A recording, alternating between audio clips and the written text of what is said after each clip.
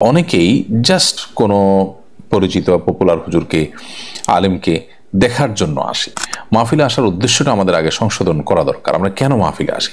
মাহফিলে আমরা আসবো শিখতে, দিন সম্পর্কে জানতে, দিনে ইলম অর্জন করতে, নিজেকে আলোকিত করতে। শেখ মুজিবুর রহমান আজহারীর মাহফিলে গোলযোগ হওয়ার দৃশ্যগুলো আমাদের চোখে পড়েছে এবং সত্যি খুবই খারাপ লেগেছে। শুধু তার মাহফিলে নয়, আর অন্যান্য অনেক মাহফিলও হয়, হয়তো তার মাহফিলে এখানে গোলযোগটা বেশি হয়েছে। আমাদের মুশকিল হলো মাহফিলে যারা আমরা আসি তারা অনেকেই জাস্ট কোনো পরিচিত পপুলার হুজুরকে আলেমকে দেখার জন্য আসি। মাহফিলে আসার উদ্দেশ্যটা আমাদের আগে সংশোধন করা দরকার। আমরা কেন মাহফিলে আসি? মাহফিলে আমরা আসবো শিখতে, দিন সম্পর্কে জানতে, দিনে ইলম অর্জন করতে, নিজেকে আলোকিত করতে। তাহলে জানার উদ্দেশ্যে যখন আসবো তখন আমার মধ্যে ছাত্র সুলভ, তালেব ইলম সুলভ আচরণ আমার মধ্যে আসবে। একজন তালেব ইলম তিনি তার শিক্ষকের কাছে, যার কাছ থেকে দিন শিখবেন, তার কাছ থেকে দিন শিখতে গিয়ে তিনি যেরকম শিষ্টাচার, আদব, লেহাজ মেনটেন করবেন, এগুলো আমাদের মধ্যে তখনই আসবে যখন আমাদের উদ্দেশ্য হবে আসলে দিন সম্পর্কে জানা বোঝা। আমরা চাতক পাখির মতো আগ্রহ নিয়ে আসবো আমাদের নিজেদের প্রয়োজনে, আমাদের আখিরাতকে উন্নত করবার জন্য। তাহলে আমাদের মধ্যে বিনয় আসবে, তখন আমরা বিশৃঙ্খলা করবো না। আর উদ্দেশ্য যখন হবে দেখা, তখন দেখতে না পারলে হট্টগোল করা। উদ্দেশ্য যখন হবে ক্যামেরার সামনে আসা, তখন ক্যামেরার সামনে আসতে না পারলে হট্টগোল করা। নানাবিধ অসৎ উদ্দেশ্য থেকে এই সমস্ত সমস্যাগুলো তৈরি হয়। তো এই জন্য আমার মনে হয় যে ওয়াজ মাহফিলের যারা আয়োজন করবেন তাদেরও উদ্দেশ্য হওয়া উচিত আল্লাহর সন্তুষ্টি, কোনো বড় আয়োজন করে চমক সৃষ্টি করে দেওয়া এই জাতীয় সস্তা উদ্দেশ্য যেন না হয়, সেটা খেয়াল করা দরকার। আয়োজক, আলোচক, শ্রোতা সবার উদ্দেশ্যের মধ্যে সৎ উদ্দেশ্য থাকা খুবই গুরুত্বপূর্ণ।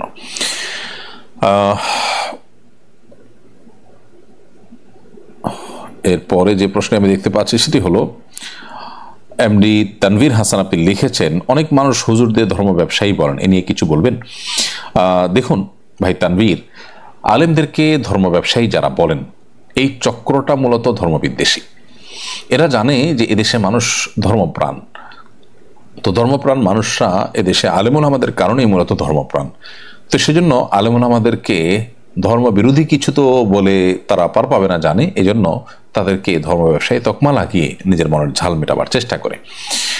এক শ্রেণীর রাজনীতিবিদরাও আলেমদেরকে ধর্ম ব্যবসায়ী বলেন, কিন্তু আপনি দেখবেন প্রকৃত অর্থে সেই রাজনীতিবিদরা ভোটের জন্য, ক্ষমতা আসার জন্য নানা সময় তারা ধর্মের ব্যবহার করে, ধর্মীয় কালচার, কৃষ্টি, ধর্মীয় পোশাক এগুলোর ব্যবহার করেন, ধর্মীয় প্ল্যাটফর্ম ব্যবহার করেন।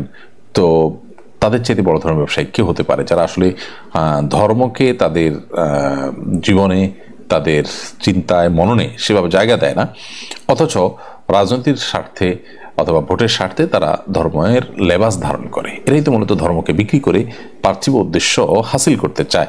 ওলামায়ে কেরাম তারা ধর্মের কথা বলেন, তারা ধর্ম চান, যা চান তা বলেন, তাহলে সেক্ষেত্রে তারা ব্যবসায়ী কেন হতে যাবেন?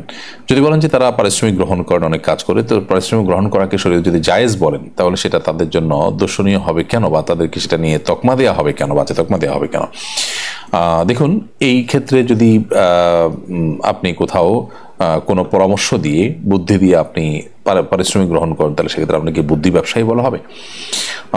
এ জাতীয় আর অনেক প্রশ্ন আসে। তো যার কারণে এই তকমা আলেমদেরকে দেওয়া এটা তাদের প্রতি অবিচার, যেটা সাধারণত ইসলাম বিদ্বেষীরাই, ধর্ম বিদ্বেষীরাই সচরাচর দিয়ে থাকে।